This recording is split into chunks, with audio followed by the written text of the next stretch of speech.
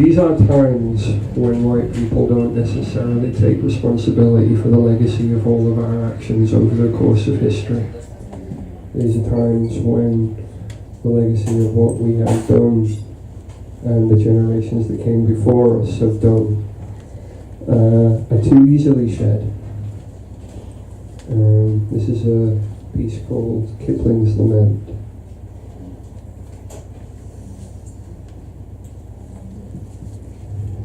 I have trouble sleeping. For when I sleep, I often dream. I dream anxiety dreams.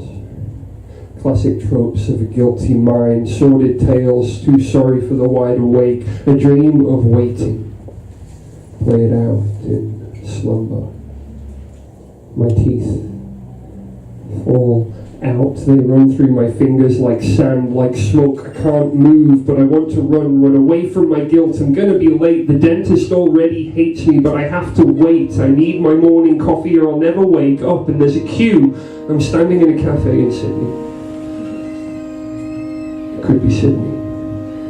It could be anywhere. They all look the same to me, thinking the people in front of me, they all look the same to me, wishing they would move so I can get my coffee. Why are they here first? Who are they to be here first? Do they think they own the place? I want my coffee. I can't speak without my coffee. I can't speak without my coffee. I can't sleep without my coffee. Coffee, coffee, coughing, coffee beans, coffee growing, coffee plantations, coffee guilt-coloured coffee, coughing, coffee, it's hot, it burns my tongue. Burned bodies are all the same colour and everyone is on fire. Coffee, palm oil, low-income housing, burning everywhere. All I want is my coffee. Smoke is in my eyes, in my throat, in my heart.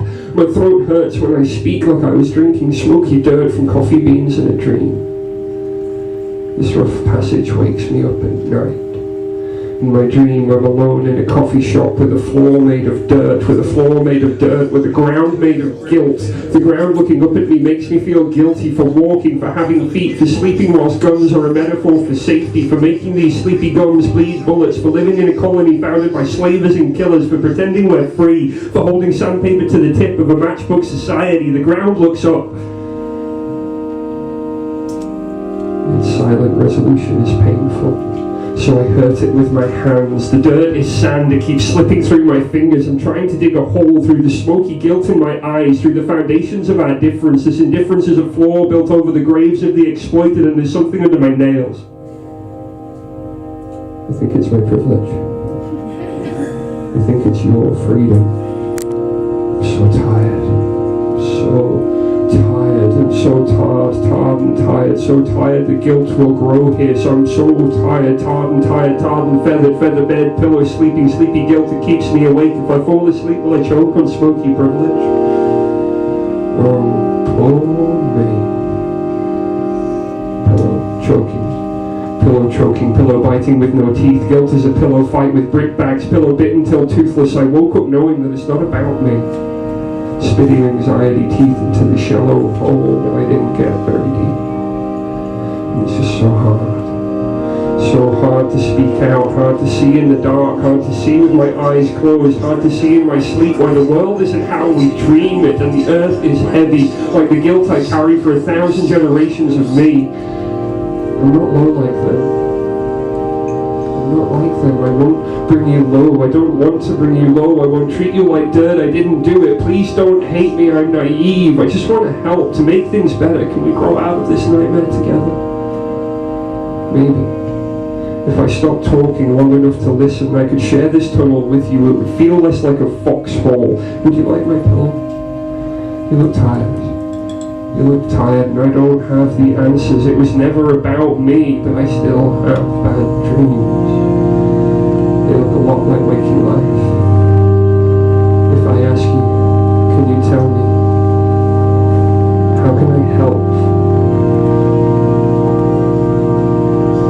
How can I help?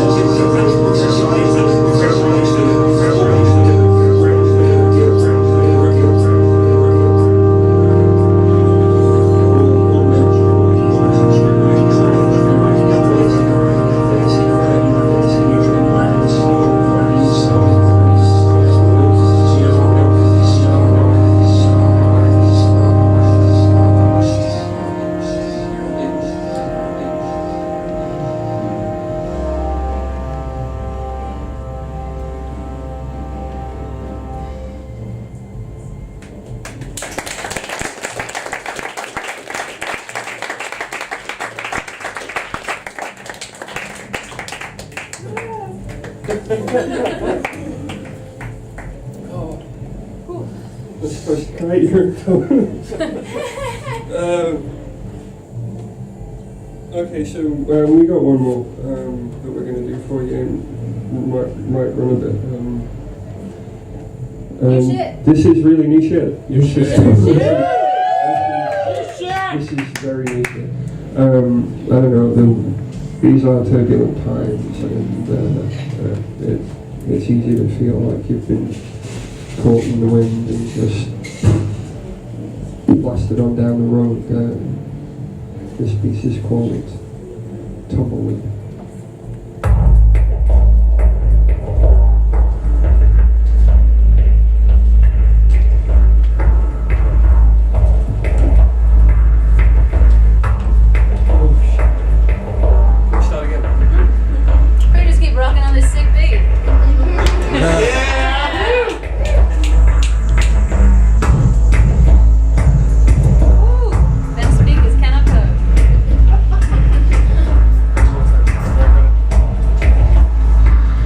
We were ridden on water, mistook it for stone. We last till the tide turns, came from the ocean, soaked to the bone, sentenced to sentience on before we knew how to catch the echo of our shadow cast on the cliff face.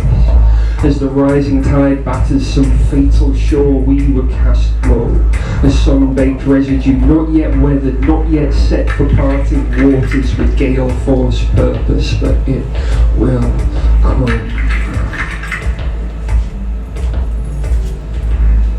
It's a damn shame running when the truth is exploding. Hard rain and fire and you know it's exposing all our desire to be left alone. There's a hard rain coming and the tumbleweed knows it.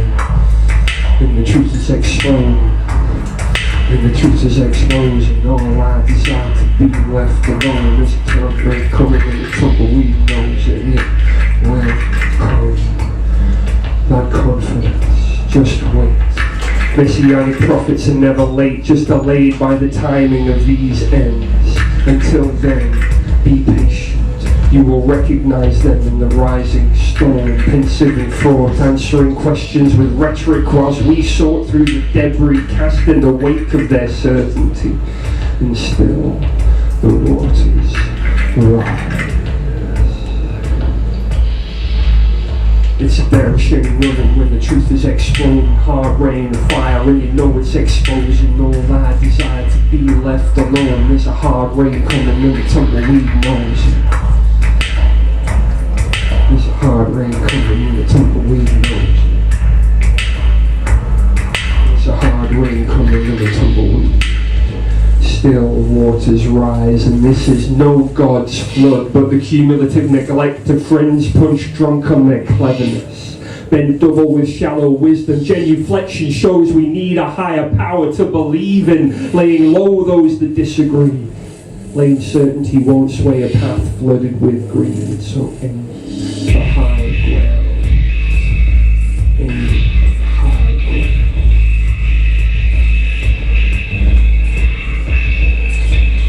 It's a damn shame running when the truth is exploding. Hard rain and fire and you know it's exposing all our desire to be left alone. There's a hard rain coming and the tumbleweed knows it. There's a hard rain coming. All our desire to be left alone. There's a hard rain coming and the tumbleweed knows it. Aim for high ground. As we scramble exhausted, do not challenge these awesome truths, these facts, these after effects carved into soap, bored into barrels, unanchored tankers cast overboard on plastic boardwalks, plastic piers, plastic theme parks, plastic hopes dissolve hopefully. See this polluted water breaks rabid. We take it all back, seeping through cracks to kill difference. Irascible waves crash harder, but the ocean does not hate the shore. Just wears it down slow, wears it down slow, wears it down slow. And hate told me attracts those who live an echo of doubt, brought to the water's edge only to drown. Hope is never old. Hope is never old, never old-fashioned you.